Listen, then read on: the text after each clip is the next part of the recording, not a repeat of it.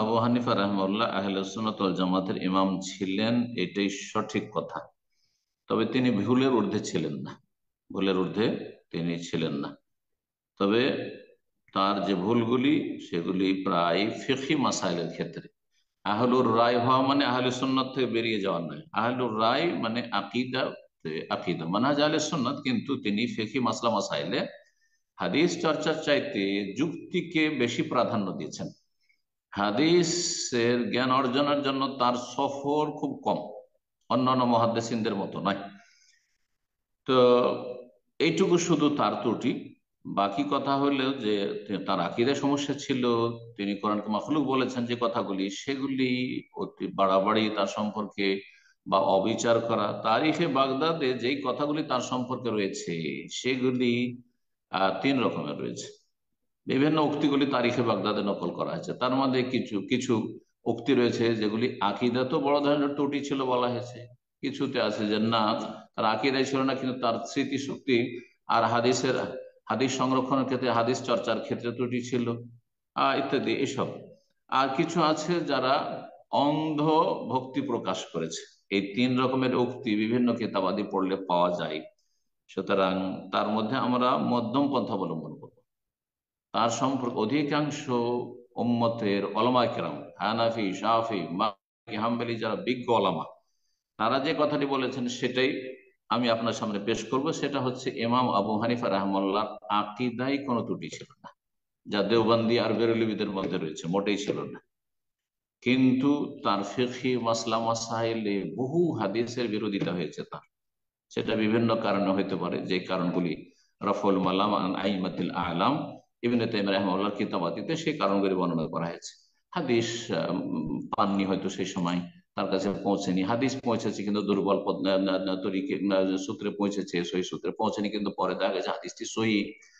অথবা দেখেছেন যে সাহাবীর আমল তো এরকম, দেখছি কোন সাহাবীর আর হাদিসটাকে হয়তো গুরুত্ব দেননি। তো এইরকমটা হয়েছে, বিভিন্ন ক্ষেত্রে এরকম হয়েছে। তো ফিকহি মাসলা মাসাইলে তার ইজতিহাদি রায় মত প্রাধান্য পেয়েছে। এই জন্য আহলুর রায় বলা হয়। আহলুর রায় মানে এই নয় যে আহলে সুন্নাত থেকে খারিজ, আহলে বিদআত, মোটেই নয়।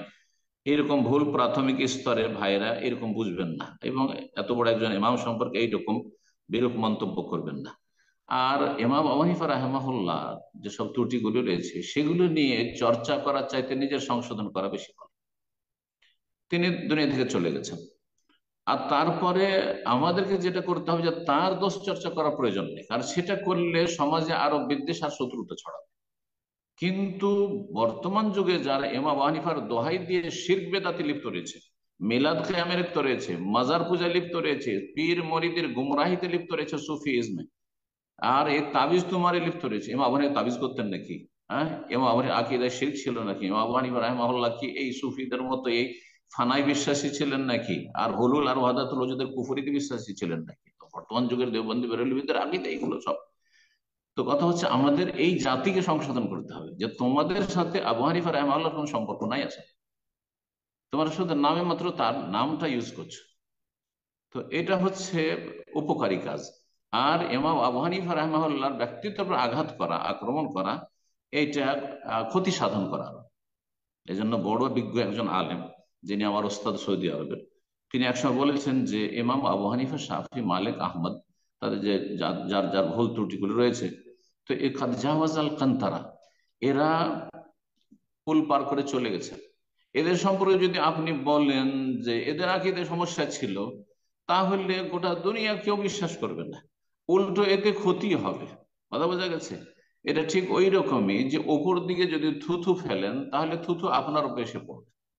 যারা আমাদের শত্রুতা করছে, কোরআন সুন্নাহর যারা আমরা দাওয়াতের কাজ করছি তাদের শত্রুতা করছে, আর শত্রুতা করে তারা নিশ্চিহ্ন হয়ে গেছে আর হয়ে যাবে।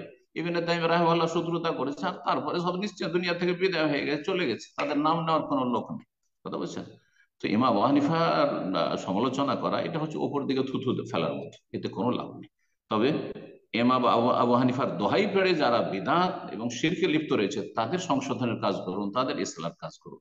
আল্লাহ তৌফিক দান করুন। জি।